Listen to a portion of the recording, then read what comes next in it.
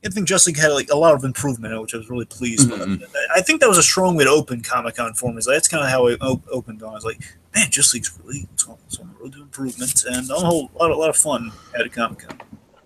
All right, folks. Well, I mean, we certainly will not be doing another Comic-Con video because we've got a lot of work to do of Christmas in July over the next few days, but we hope you enjoyed this kind of long rambling podcast. I tried to contribute as much as I could, but of course, Dragon, you know more about most of this stuff than I do, so I hope I was okay on the podcast. But yeah, in the meantime, Fox, just let it go, give the rights back to Disney, let it go, it's what the fans want to see.